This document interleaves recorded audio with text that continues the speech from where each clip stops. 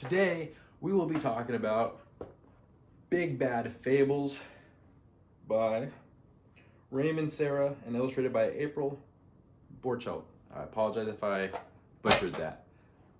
This game is a run on fairy tales and fables, specifically The Three Little Pigs, which was first seen in a publication around the 1840s called Popular Rhymes and Nursery Tales, or something similar to that. I don't really remember. But you could tell it has a very big cultural impact. We have stories told through the decades, and of course, games, movies, books, what you can name it, made based off this. So why don't we go ahead and check out how to play this game. This is Big Bad Fables. In Big Bad Fables, the game will come with two types of cards: fable cards and building cards. Fable cards will have different banners on them. Yellow is usually starter, and you're going to go ahead and start with 7 dormouse and 3 little piggies. Other cards in the game include advanced fable cards, novice fable cards, saga fable cards for the story. To set up, go ahead and just copy what you see here with the building cards on top, spread out 5 by 5 with 1, and then the fable cards like this with 2 cards out. Every turn, the next player will include, when they're drawing, a new fable card to the row here. So you'll eventually end up with 5.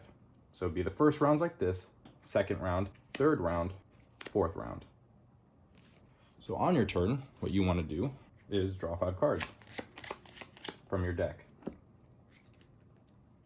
And what you could do with these cards include using hammers to purchase building cards based off their number, using cheese to buy fable cards based off their number.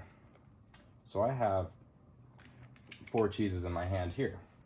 So I could either buy Hansel and Gretel, which gives me 1 hammer towards buying a building, or I could build from the discard pile, so anything in the discard pile. This particular card's pretty great, one of the better strategy cards. Big Bad Wolf blows down parts of houses being built by other players. 1 cheese cost for discarding a straw house, and 2 cheese cost for a wood house, and it'd be 1 piece. That will introduce the Broken Pieces card, which looks like a fable card but has the color of a build card. When you trade some of these in, you'll get new pieces, so it kind of helps balance out the Big Bad Wolf. Anyways, with this, there's not much I could do. I could get started with this, kind of get my strategy going. I always have this on hand. It'll be a little safer for my next turn. So I'm going to put it in my discard, including the cards I used and any unused cards I have. Keep in mind, this little piggy can block Big Bad Wolf. So I keep my unused cards on one side and my discard on the other side. Eventually they'll shuffle together and start over. So now my opponent goes. All right, 4 dormouse, 1 little piggy. Probably doesn't need to use this right now. The cheapest price for a foundation right now is 3 points. So with this, I'm gonna buy Baby Bear, because I get a cheese and I get to draw a card. If that next card has a cheese symbol on it, I get to keep it. Otherwise, I put it away. So take my card, put it in the discard. Next player goes, draws the remaining 5 cards. Looks like I have 3 cheese, 2 little pigs. So let me fill this up. Oh man, I would love to have this card because it's 2 hammers, getting me that much closer to a foundation, but I only have 3 cheese. So I can't purchase any, well, I could purchase a Loyal Hound. So for 3 cheese, I get the Loyal Hound. And when that's used, I get 1 of these following. So that goes in the discard. Now that all my cards are used and I only have discards, I shuffle it back up and draw another 5 for my next hand. As you can see, like, some of the better cards have ended up in my hand. So as you're playing, you're progressing your hands or your deck with better cards, giving you better opportunities to buy houses.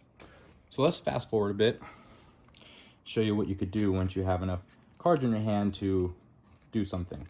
So I'm gonna use 3 little pigs and Papa Bear here. That's 3 hammers to buy a foundation, a straw foundation.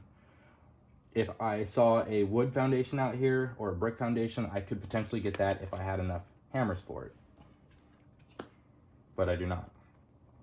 And each build is foundation, walls, and then roof, okay? So I, use these 3 cards to buy it. Now with Papa Bear, if it has a hammer symbol, the draw card, I could keep it. So let's see what we get. It does. So that goes in my discard. And then my final 2 cards are, I could use 2 cheese to buy something, or I could use 1 hammer, or I'm gonna draw a card this time. So in my deck, I draw a card and put it in my hand. I have 2. In fact, I would have had, 5 or 6. I could have bought something else, but since I didn't have a foundation yet, I have to start with the foundation. So that all goes in the discard. The foundation stays out, and then the next turn starts. Draw my 5 and get ready for my turn once everybody has done their thing. Now in a novice game, a player wins once they reach 1 victory point. In the advanced game, a player wins when they reach, in an advanced game, a player wins when they reach 3 victory points. Some things to note: not every card is going to be hammer or cheese. For example, you saw earlier the Big Bad Wolf, and then there's something like this, the Sly Fox, which does work as a cheese, but also allows you to permanently discard, so trash, any card in your hand. So it helps decrease the size of your deck while keeping some of the better cards. So let's start with things I like. It has a very fluid gameplay, as you can tell. It goes from A to B without any like postponement or like weird junctions or anything like that. I do like that there is no filler involved. All the cards are made to do a specific thing. There's nothing thrown in there to kind of like fluff it up a little bit, and it kind of reflects in the rule book.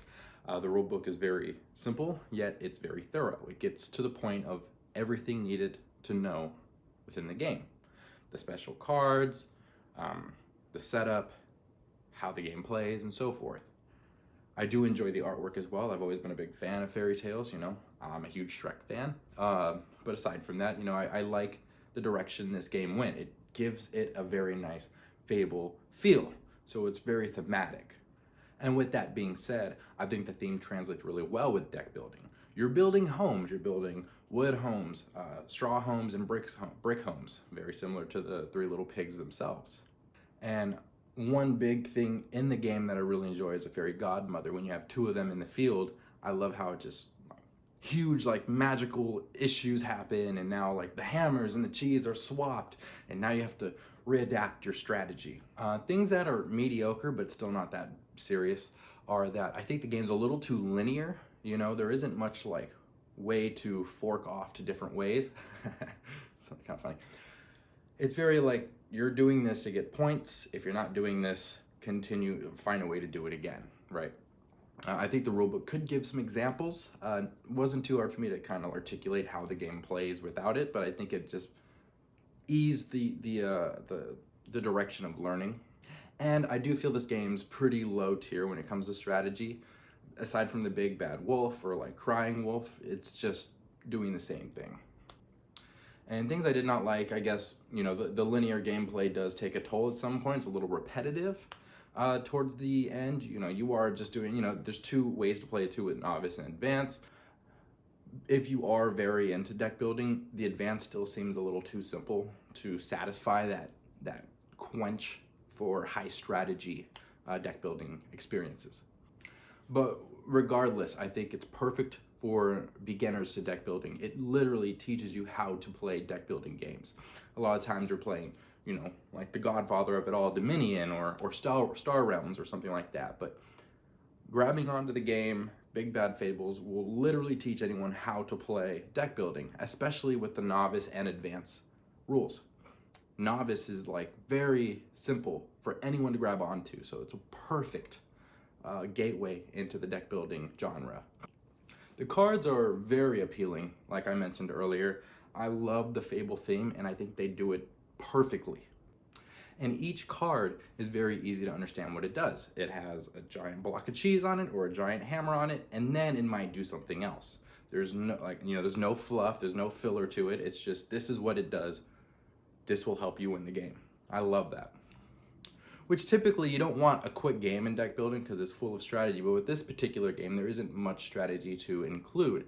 So you kind of just want to rush to the victory points. I did find for 2 players it's a lot lackluster, like a lot lackluster than anything 3 and up.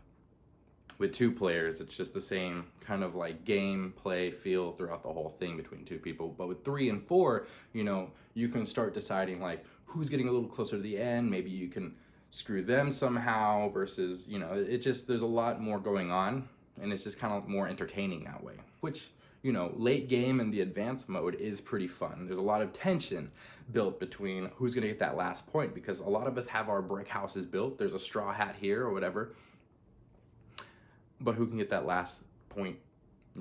Let's say the big bad wolf destroyed your straw house and you were going to get that last point. So that is where a lot of things picked up in our games.